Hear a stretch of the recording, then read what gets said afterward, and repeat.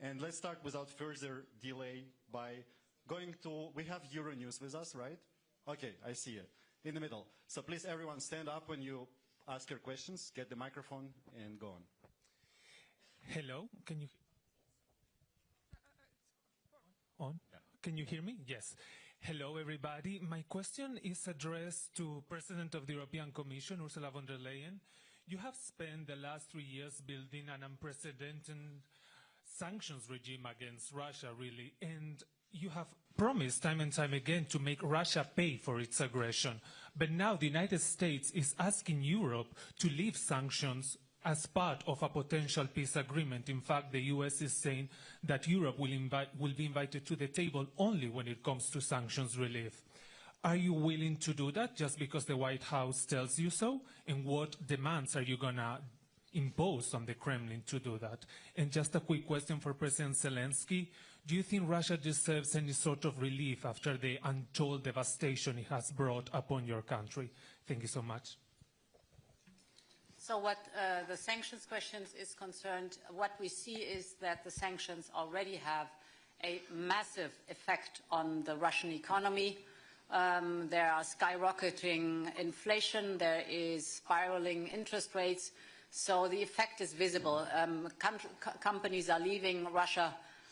You see they are really grinding sanctions and biting sanctions.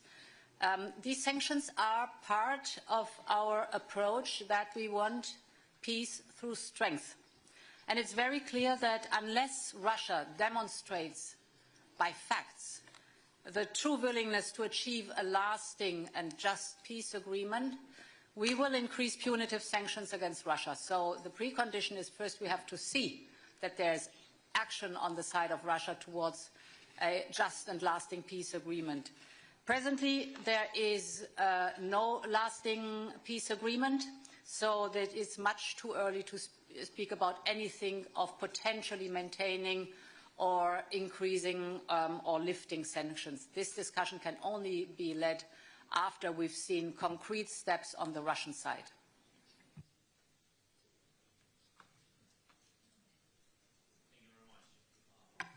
You know, well, we are very often, and also today we speak that we need just and lasting peace. And when we speak about the just, and this war, it's difficult to find just in this war because of such steps of Russia. Their war, their way of this war, how many people they just killed, and thousands in the prison, and stolen children. And that's why we'll never forget it, and we can't forget it. And even if I hope that our partners on the same page with us, and not only hope, I see it, but we'll never forget it, and we will really do everything that people who began this war, who unprovoked war, all these people, yes, really will answer, and of course we will work on tribunal even after the hard part of this war. Even when we will go to the diplomacy, we'll never forget these surnames and these people. Let's now go to Italian media. La Stampa, you're with us. Yeah, I see you. Go on. Thank you very much. Marco Bresolin, Italian newspaper La Stampa. I have a question for the President of the European Council, Antonio Costa. You represent 27 EU member states. You said, you repeated that EU wants to be at the table when peace talks will start. You also said that maybe you are going to find someone who will represent the EU. But here there are many other representatives of other European non-EU countries. Some others intervene by video. Do you think that this seat should belong to the EU, or are you ready to share a common seat with other European leaders in order to bring a European position at the peace talks negotiation? Thank you. Thank you very much. Of course, only Ukraine can decide when there are conditions to start effective, credible and sustainable peace negotiations.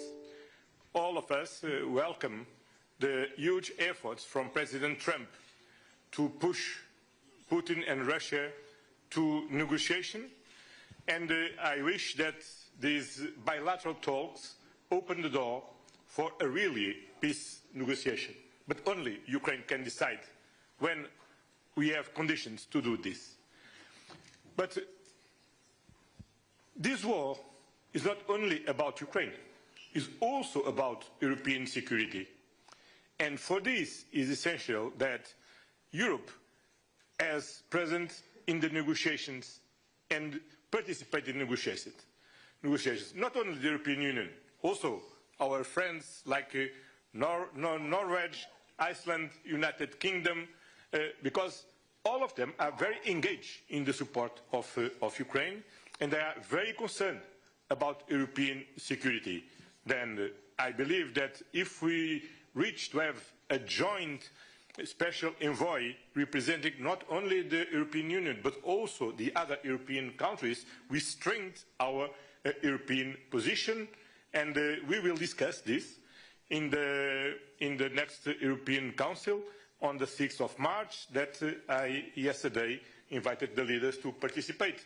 And this special European Council is about how to strengthen our capacity to invest more, better, faster and stronger in our own capabilities, how to strengthen the Ukrainian capacity, but also how we can be prepared for participate actively in the future peace negotiations if and when they arrive. Thank you. Thank you. Next one to Danish media, Mathilde Kimmer from the R. Yeah. Yes. My question is to the Danish Prime Minister. Today you presented this willingness to support the Scandinavian and the Baltic countries to support a newly established brigade, Ukrainian brigade. But where are you on the question of boots on the ground in a potential European peacekeeping mission? Thank you for that question. Well, from a Danish perspective, we are open-minded, and as I have said from the beginning of this war, we will be with our friends in Ukraine as long as it takes and to the end. I think for now, the most important thing is to ensure that Ukraine will get what they need on the ground.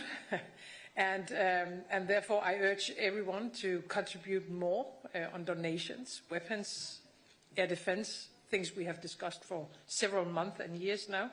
I think that's the most important thing.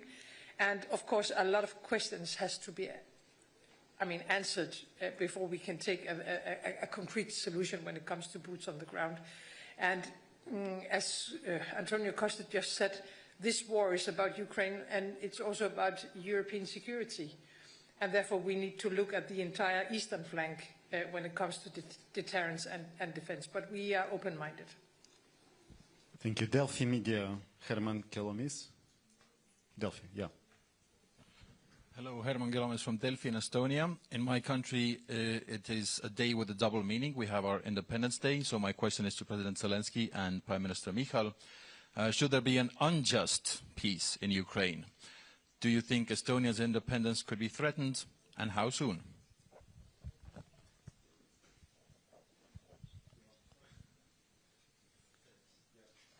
Thank you. It's your birthday, Easter. Yeah, it's Estonia's birthday today, 107.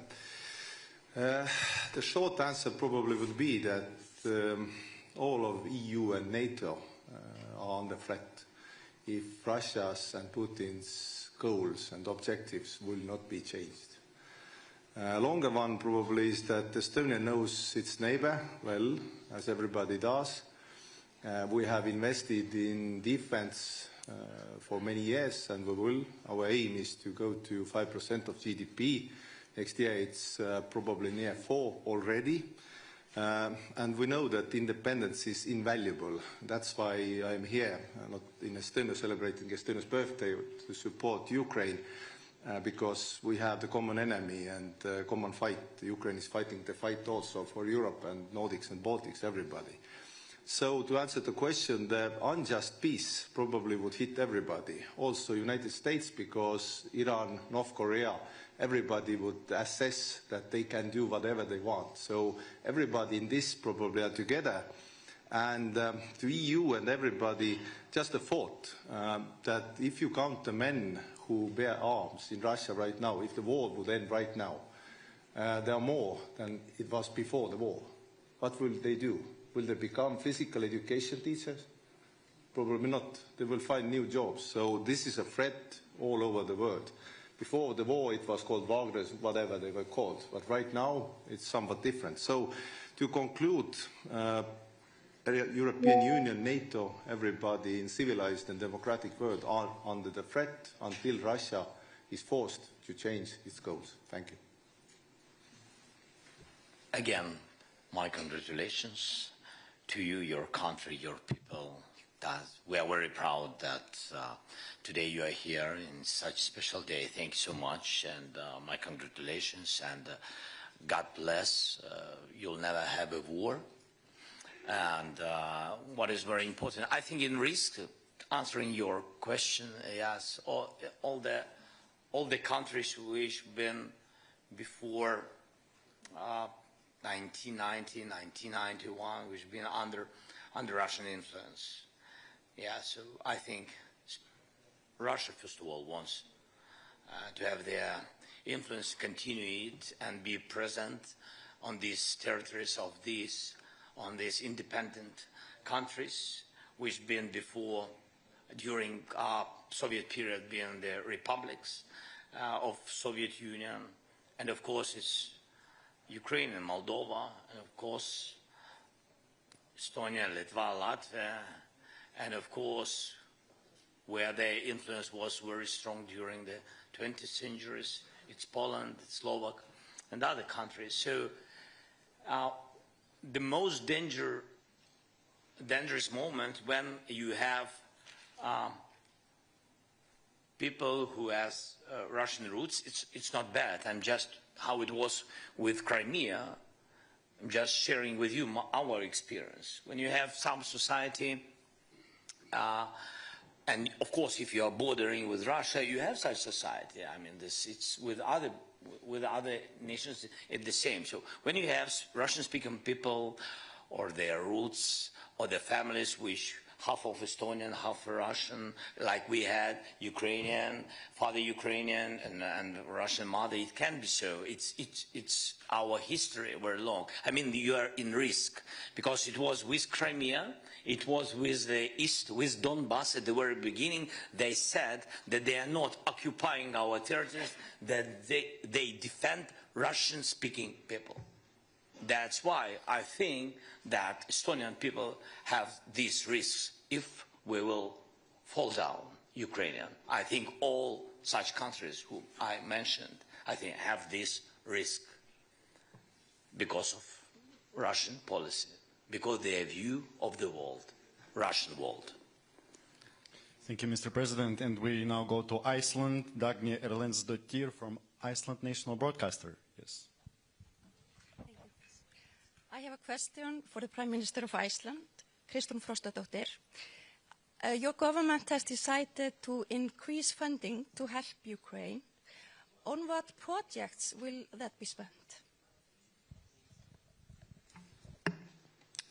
Thank you. Yeah, so this is, we're obviously very much aware of our geographical situation in the world. And even though we might be a small country, we think it's very important that we show through direct action, not just with words, that we're stepping up. We are a country without a military, but we are a country that has high welfare because we have security. And I think there's increased understanding that defense for peace in Europe is extremely important. So we're making this step of doubling our contributions when it comes to defense for Ukraine.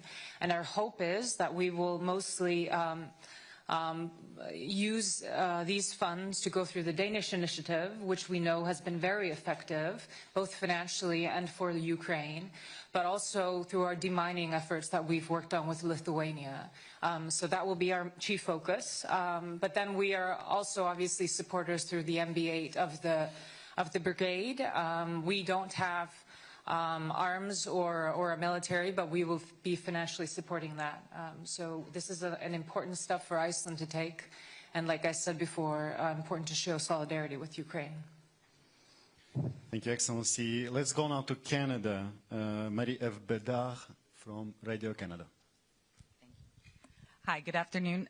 If you'll indulge me 1 second, je vais commencer en français, Monsieur le Premier ministre, avec vous. Vous avez parlé plus tôt ce matin de la volonté du Canada de collaborer avec les partenaires européens dans le cas où la paix sera atteinte. Est-ce que ça veut dire pour vous des soldats? I'll translate very quickly. Did you mean this morning that Canada was willing to send boots on the ground should there be peace to cooperate with European allies to guarantee Ukraine's security? And if I may, a question for both of you, President Zelensky and Prime Minister Trudeau. How significant and important is it to have a North American ally at this table now, given the fact that in the past month, both of you have had conversations that sounded like they came from an adversary with the United States and its president, Donald Trump? What's the significance of Canada's presence here today? Well, first of all, Canada has been there for Ukraine from day one, indeed from before day one, as in 2015 we started training Ukrainian military forces on the ground in Ukraine, which was a significant part. Western training to the Ukrainian armed forces is one of the reasons why Ukraine has been able to stand up to the Russian invaders so effectively over the past years. It's not just Canada, a number of countries have been involved. But for historical reasons, Canada having the second largest diaspora of Ukrainians in the world means that we felt deeply connected to Ukraine, but we also believe deeply that it's not just about Ukraine. It's about the rules and the values and the principles of sovereignty, of independence, of territorial integrity that protects every country in the world. All of us rely on those rules to be able to build peace and security. And we know that with the world changing, we're all going to have to do more around peace and security. One of the key themes that we heard today, as we've heard from many, many partners around the world in NATO and elsewhere over the past number of years, is people are going to be doing more on defense.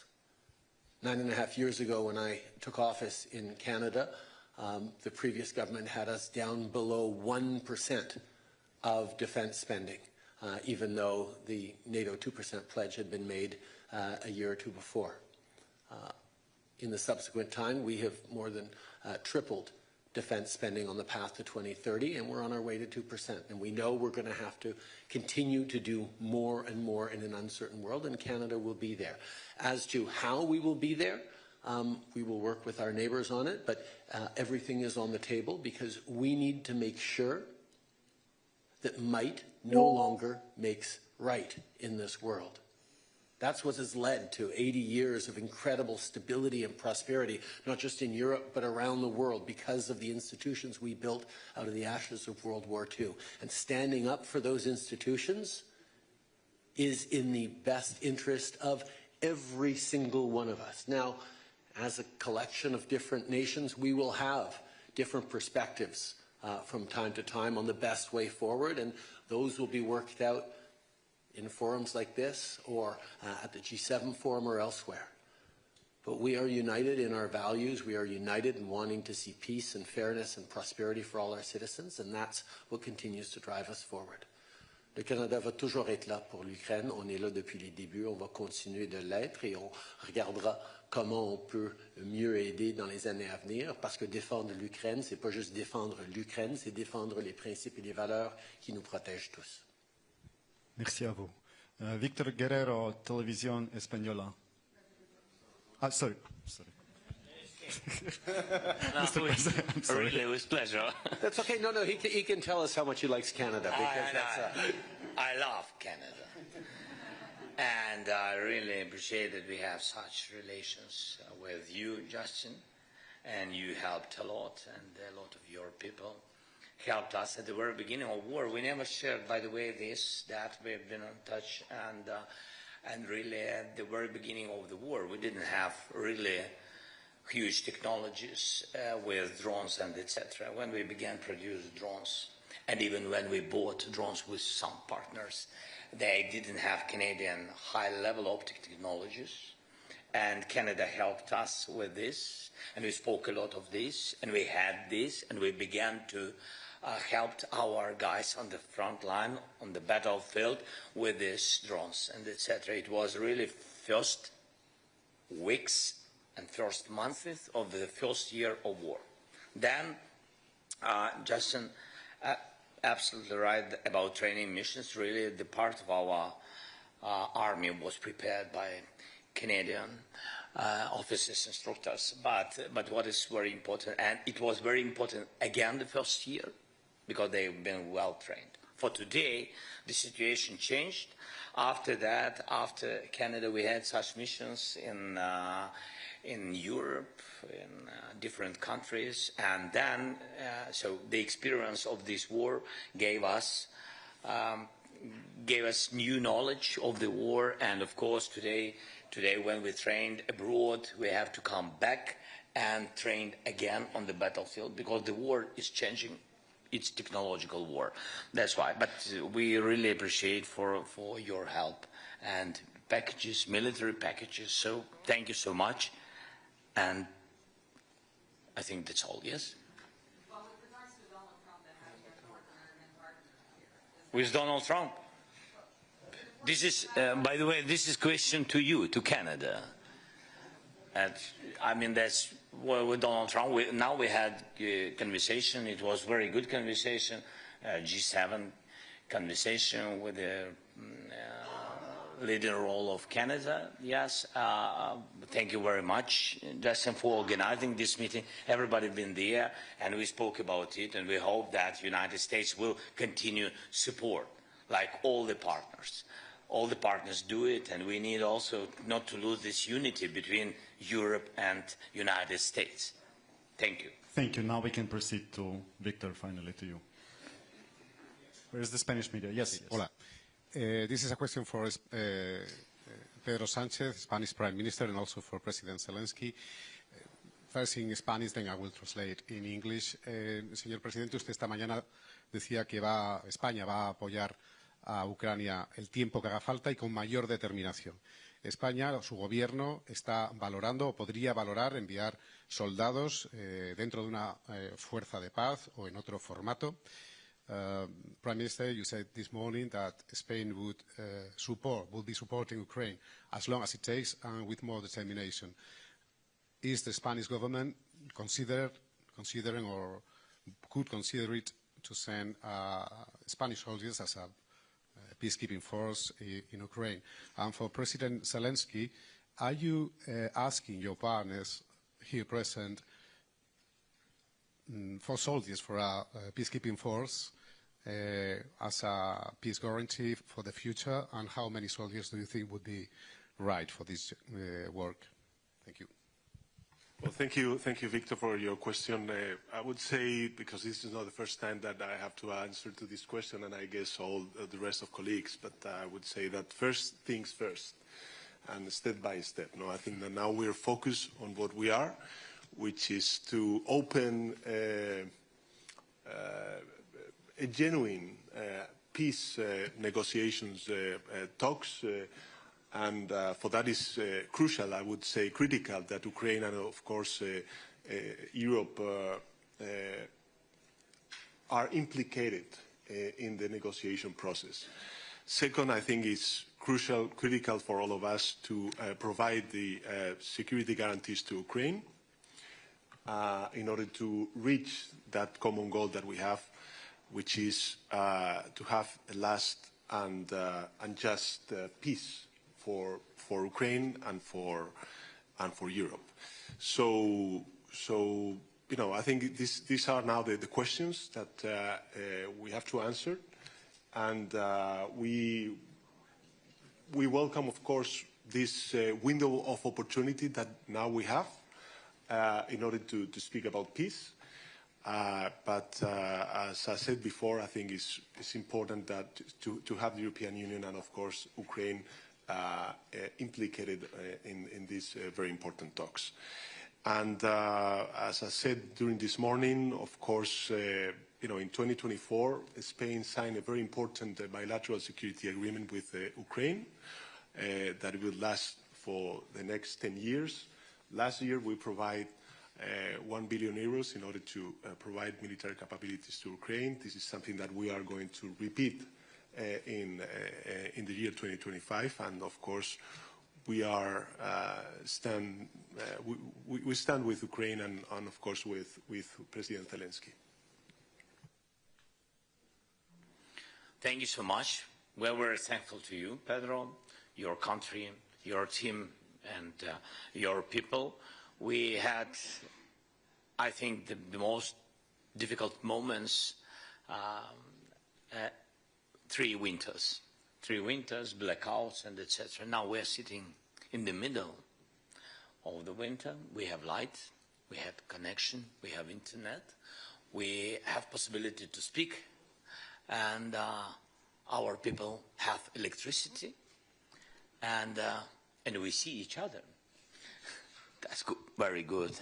But this is the big work of a lot of partners. For example, I don't know if I can share when I came to Spain in a very difficult moment again in winter, and Pedro made a decision with I don't know if I can say number of hawks. I don't know. Yeah, 6.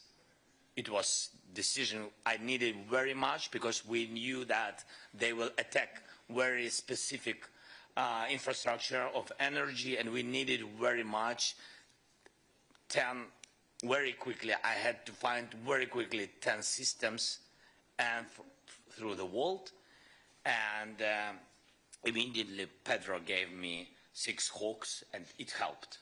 So thank you so much. And such things, this is illustration of our unity. And again, it means that we can trust each other and we count on each other, and we are very thankful. And I'm very thankful, like president of our nation, to all your nations, and this is very important. I think the same thing we will discuss. Now it's not for public because we didn't make a decision about the contingents and infrastructure for security guarantees. We are contingents or troops, how you say, or soldiers, like the journalist said. So we will discuss this infrastructure. The number, so of course I know the number what we need, and of course we will share it firstly, not in the open conversation. Yes, not to prepare Russians for this. And so we will discuss, and when we will make decision of what we see, how we see the number, and if it will be positive, we will share it. Of course we will share it. It's not a secret. It can't be without supporting of societies. Thank you. Thank you. Now to Swedish media, Svenska Dagbladet. Yeah, we have Swedish media with us. Okay, they probably left. Have not waited until now, yes? Okay, let's go now to Norway then, another Nordic nation. Marius Helge Larsen. Okay, at least we have you.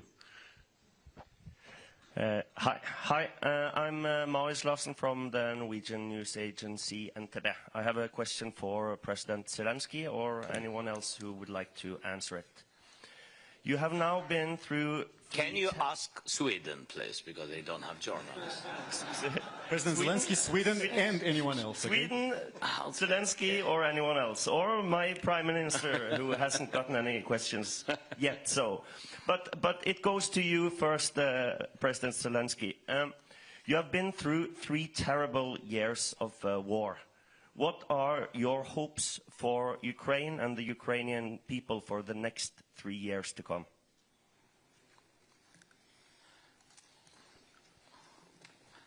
We hope that we can finish this war this year. not in 3 years. It's very, very difficult. Very difficult for all our nation to go through this war, but with all respect to our soldiers and our people. So I can't speak about 3 years. If we speak about how to prepare security because of the Russia, they can come back in 10 years if we will not be prepared. They will not come back if we will pressure them, put them to their place, to their territory, and if Ukraine will be in EU and in NATO in closest years, of course it will help us very much. And I think that they will not come back if we will have strong army and strong allies and strong unity, to my mind. Because they will never, forgive the world that they didn't win. And you see that they will not win. Thanks. Thank you. And what about Sweden? Yes, you have a question to your Prime Minister or not? If not, we will proceed. No? I think everything was so clear. Okay, yes. I have a question for my Prime Minister as well, Jonas Gahr Støre. Today, your colleague Mette Frederiksen in Denmark said that 3% of the budget to defense is not enough. You have set the goal to reach 3% within 2036. Do you think that is a fast enough pace?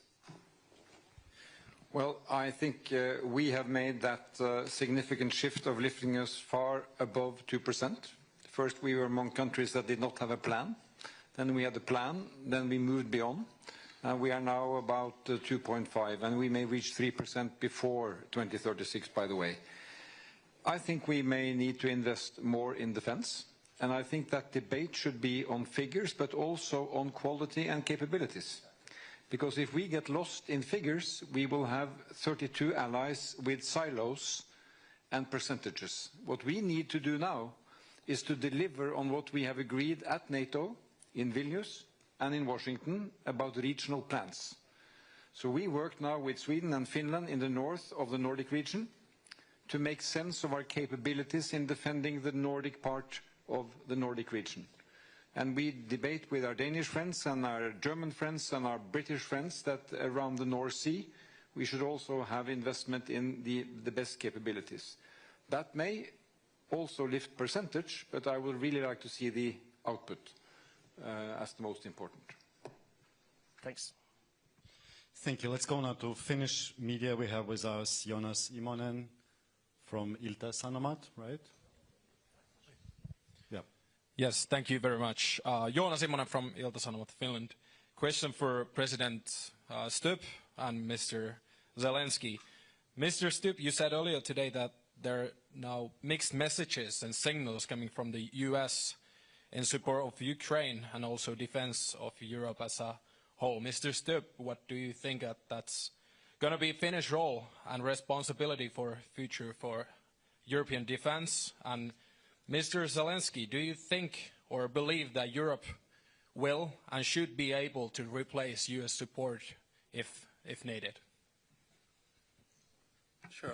Perhaps I'll answer through 2 points. I'll answer the question to Vladimir first. I think we need to get our facts right. When you look at support for Ukraine throughout this war, Europe stands, as Commission President Ursula von der Leyen said earlier, at about 134 billion euros, more or less. The United States, roughly around 114 billion. I look around this table and I see NBA, so 5 Nordic countries and 3 Baltic states. We're actually at 26 billion euros, roughly speaking. So that's about a fifth of what Europe has supported. So yes, to a certain extent in the future, we're going to have to take more responsibility, but to get bogged down in who has given more, I think is the wrong tack. The second point I have to make, it's not only about the material support, it's also about having skin in the game or having some kind of a plan. I think Norwegian Prime Minister Jonas Gahr Støre put it quite well earlier when he said that we Europeans can't complain our way to the negotiating table. And my worry is that in the past 2 weeks, when we've seen a shift in the transatlantic partnership, and you'll know that I'm an avid transatlanticist, we have to wake up to a new reality. And then the question is, how do we get skin in the game? How do we get involved? I think a good start is what President Costa has done, is to call a European Council. Because right now, European diplomacy is rather cacophonic. It's all over the place. That's why I have, together with some colleagues, proposed that we sit down and think about a plan. And in my mind, that plan or sketch goes in 3 phases. The first phase is the pre-negotiation. That's where we are right now. This is when we have to think really hard how we put more pressure on Russia and basically how we support Vladimir and Ukraine and what kind of security arrangements we have. And if I may, just as a side note, I'm getting a little bit frustrated about this debate on boots on the ground, because that sort of misses the whole point. That is that the strongest boots on the ground in the world right now are with Ukraine. They have the land forces. Then it's a question about which phase and how Europe will come to support Ukraine. In the air, in the sea, with reconnaissance, with intelligence, etc., etc. The second phase of the plan is when the ceasefire begins. And that's actually quite crucial, because that's when you start looking at the modalities and the agenda of the actual negotiations. And that's when you start looking at confidence-building measures. And then the third phase is the peace process. And that's when you start talking about the big issues of territory, and that's when you start talking basically about recompensation, about justice, which President Zelensky was talking about earlier. So what I'm trying to say is that I think we in Europe, we need to get our act together. And in order to get an act together, you have to have a plan to the Americans, because if you don't have a plan to the Americans, you're not going to get involved in negotiations. And right now the negotiations are happening above our heads without any kind of a plan and strategy. That's why I think this meeting has been extremely important, and that's why I think that the next 2 weeks are crucial also about the future of European security.